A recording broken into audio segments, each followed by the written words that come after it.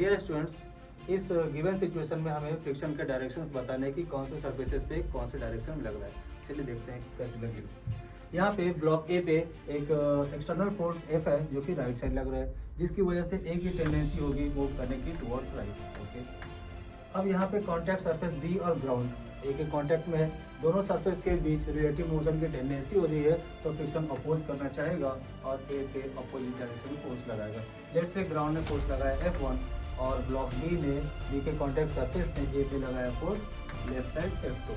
अब जैसा कि ये इंटरनल फोर्स है, इंटरनल फोर्स हमेशा पेयर में ऑकर करते हैं, equal in magnitude but opposite in direction.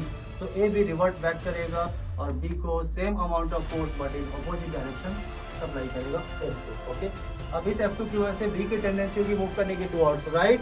सी उसके कांटेक्ट में, सी को प्रॉब्लम होगा, सी उसको रोकना चाहेगा और इस वजह से सी इस पे फोर्स लगाएगा टुवर्ड्स लेफ्ट, लेफ्ट से F3 और इन रिटर्न चूंकि इंटरनल फोर्स है बी भी सी पे सेम अमाउंट ऑफ फोर्स लगाएगा F3 फॉरवर्ड डायरेक्शन। ठीक है, ऐसा ही एक सिचुएशन आपको दे रहा हूँ मैं, आप ट्राई कीजिएगा सॉल्व करने की।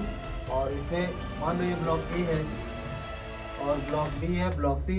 यहाँ पे अगर बी पे फोर्स लगाएंगे एफ, तो ए बी और सी के कॉन्टैक्ट सरफेसेस के बीच में फोर्स किधर लगेगा और कितना लगेगा कमेंट कीजिएगा। Thank you for watching.